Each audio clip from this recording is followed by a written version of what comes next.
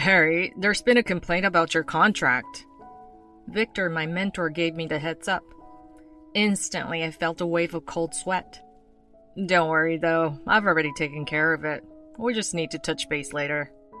Saying that, Victor whisked me off for drinks after work. He showed me the ins and outs of sales and guided me through handling client complaints. Man, I really look up to him. One day, I hope to have my act together like him, watching out for my team. Fast forward 5 years from then, I'm Harry, a 29-year-old employee. Post-high school, I was bouncing around doing random jobs, unable to nail down what I really wanted. Juggling multiple part-time gigs here and there, I was making decent bucks. But then out of nowhere, panic hit me like a truck, worrying about my future if I didn't land a steady job. That gave me the kick to start job hunting, but it wasn't a cakewalk.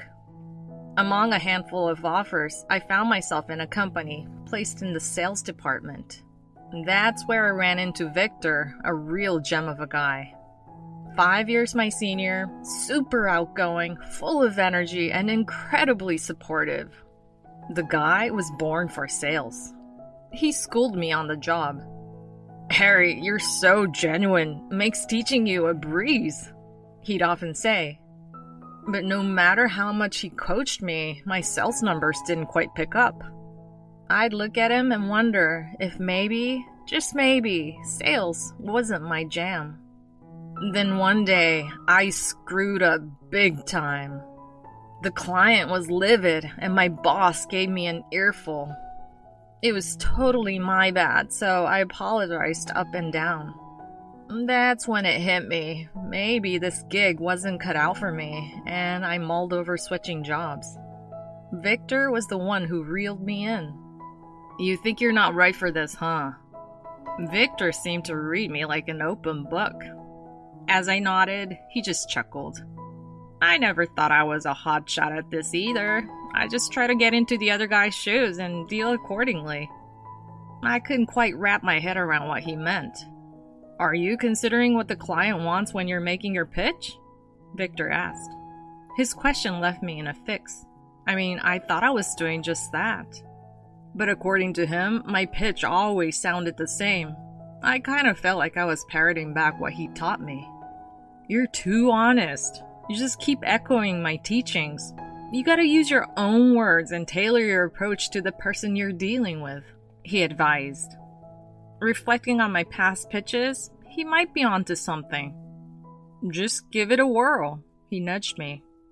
I can clean up your mess if needed. I talked to the client about today's hiccup, and they're willing to hear you out again. Even though they were so ticked off? I doubt it, but when I met the client again, things went surprisingly well. Victor's a real lifesaver. Since then, I tweaked my approach and boom, my sales started soaring. And within a year, I was even bringing my rookies to client meetings. Chasing after Victor's footsteps, I wasn't sure if this was the right job for me, but it became fun. But 6 months ago, the management changed gears. The head of the sales department changed, and my work life got flipped on its head. If your performance tanks, the company goes down with it. No room for dead weight here. If you're not up for it, feel free to walk. The new head would blurt without a hint of hesitation. Victor, the sales whiz, stood up for us juniors, but that led to a head-to-head with the big boss, and he ended up bowing out of the company. Harry, give me a shout if anything pops up, he told me before he stepped out of our world for good. Once he was gone, the mistakes from the folks he used to cover for started sticking out like a sore thumb. I tried to patch up things as best as I could to keep the department head off our backs. But folks started dropping like flies, unable to bear the boss's constant browbeating. And that's when the boss decided to play the equality card. Bunch of weaklings. We're gonna add more women to the sales team. Sales was a boys' club, but that changed real quick. The boss took over the hiring process, and we started seeing a wave of women joining.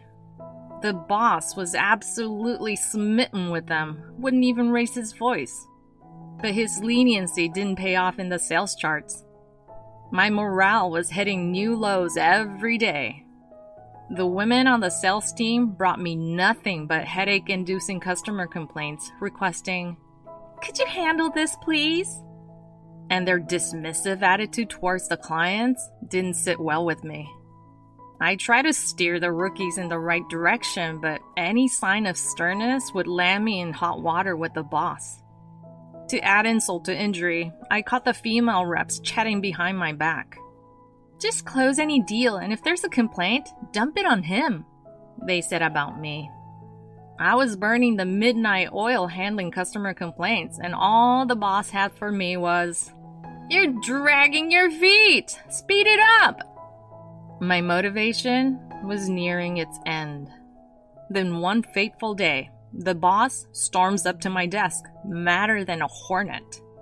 "Hey, what's this?"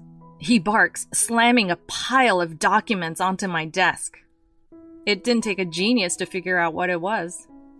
"We're flooded with complaints from your clients," he said, pointing at the pile of grievances I've been dealing with. I managed "Yes, I see."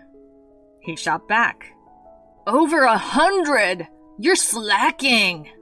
Well, about that, I tried to explain, but he wasn't having any of it. "Stop making excuses! The results are right here! What gives?" He shouted, getting it all wrong. I tried to clarify. Actually, but he was not in the listening mood. "This is a serious problem. You should quit and take responsibility." I saw it coming from a mile away, so I thought, why not?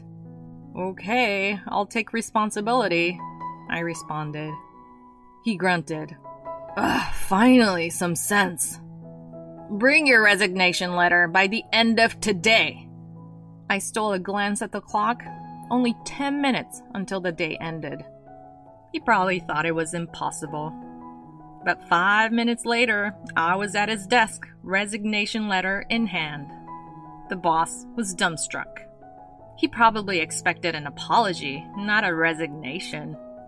Ignoring his flabbergasted expression, I told him, "I'll handle the transition before I leave, and I like to use my remaining vacation days.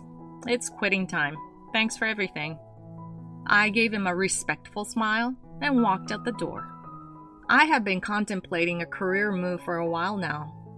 I'm not sure about my next step, but the atmosphere had taken a nosedive thanks to the boss and the female reps. Plus, the sizable overtime pay from all the complaint handling was burning a hole in my pocket. It was high time for a breather. I just wasn't sure about the right timing for quitting. Just to be ready, I had my resignation letter ready to go in my bag. So, my boss's words ended up being the perfect Kickstarter. Thrilled to be job-free, I hit the road solo the day after quitting, something I hadn't done in a while because of how wiped out I'd been. After a few days of just blissful driving, I thought I'd start poking around for another job, so I turned on my phone. That's when I spotted a bunch of missed calls. I had turned on my phone to enjoy my drive in peace, and turns out my old company had been trying to reach me. I was curious, but just couldn't be bothered to return the call, so I shrugged it off. Then my phone began to ring. On a lark, I answered, only to be greeted by, "Hey, what's going on?" It was my boss. "Your complaints have escalated and the phone won't stop ringing. Get your ass back here now." In the past, I might have jumped to fix things and do as he said, but I reminded him. I quit, remember? As I expected, he wouldn't listen and kept yelling. Losing patience with his stubbornness, I shot back.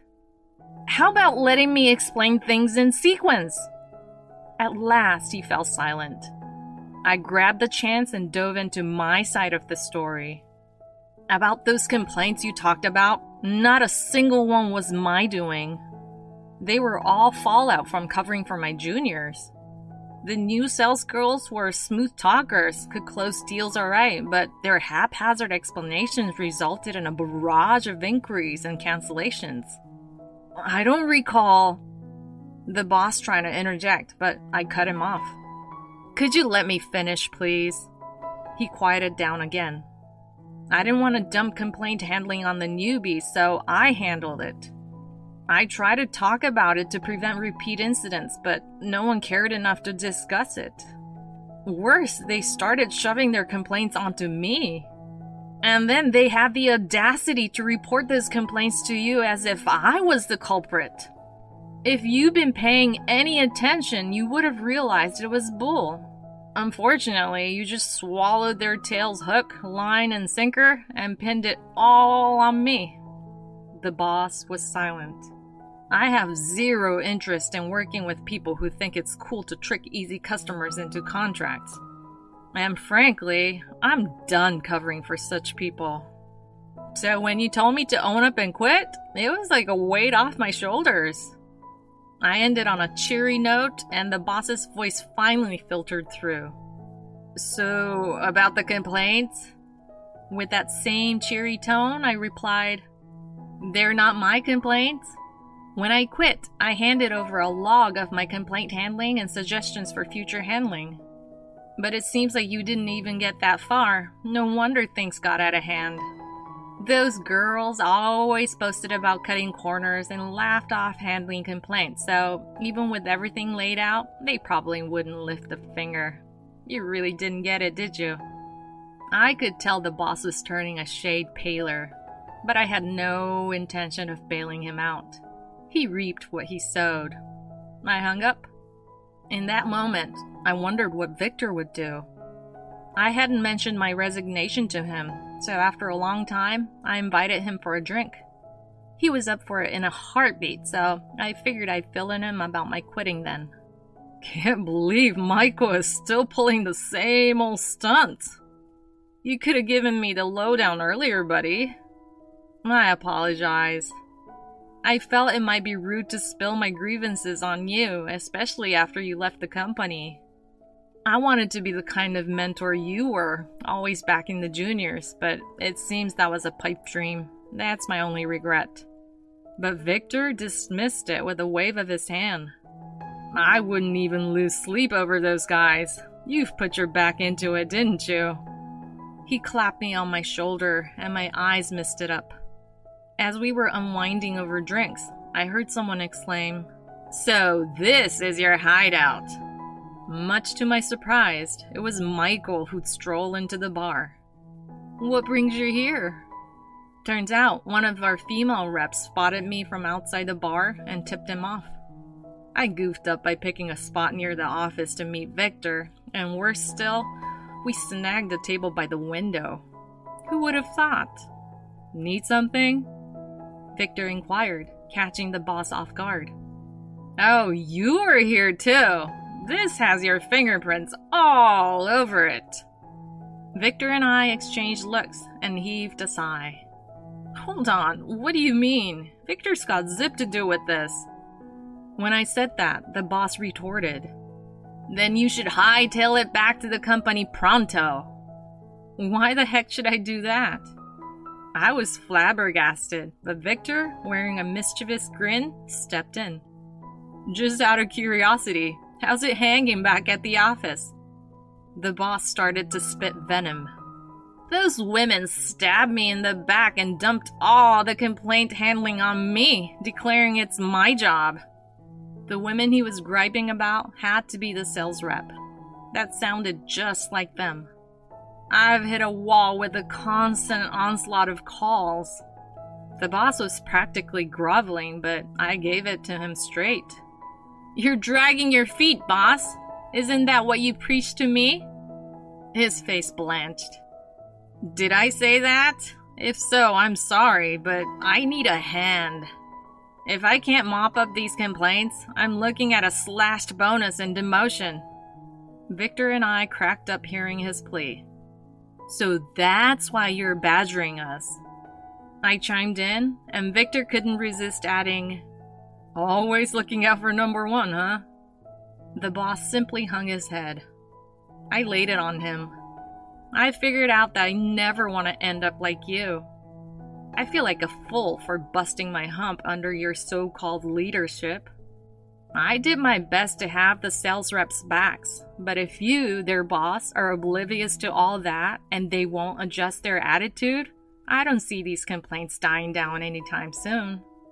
If you're too chicken to handle it, why not let them take over? Though I see it escalating until it's past the point of no return. It's only a matter of time before this whole thing goes viral. Victor bobbed his head in agreement. Now that I'm officially off your roster, do me a favor and lose my number. I'm blocking you, just FYI. I couldn't help but beam as I delivered the final blow. See ya! Wait just a second! Michael must have been at his wit's end. He was all over me like white on rice. I shrugged him off, saying, "No room for dead weight here.